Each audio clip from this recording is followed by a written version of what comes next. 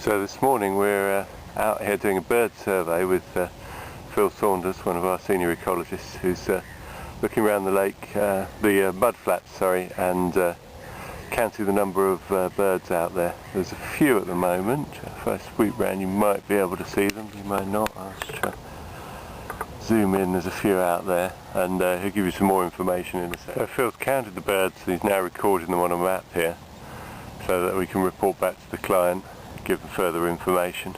Okay. So it's the site that we're monitoring for a client who's undertaken extensive mitigation to create some lovely new mudflat habitat here on the North Thames on the Essex coastline. Slow tide, usually the site's full of waders and wildfowl feeding on the mud before the water comes back in at high tide and covers it all, and which they'll go to roost on sort of nearby spits and islands. It's actually fairly quiet this morning. It's March, and so a lot of the wintering wildfowl and waders will be on the move back to their breeding grounds in the Arctic and in Russia. So there's a real paucity of birds out here this morning actually. Saying that, it's about 150 odd black-headed gulls and a few curlew.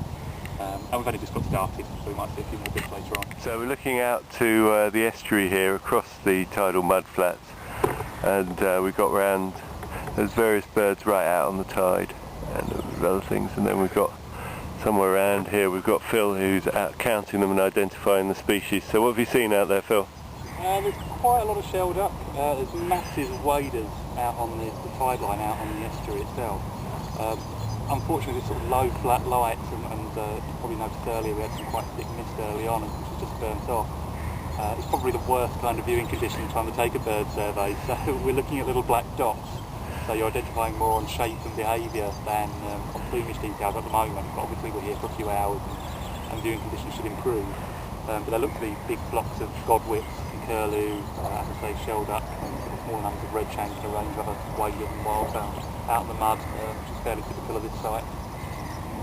As well as the seabirds, we're also monitoring the lakes around. We've got some swans here, which are a bit tamer than the seabirds, so easier for me to get close than you to have a look at. So just thought you might like to see some birds that weren't specks in the distance. And I think we've also got a coot or something there swinging along beside them.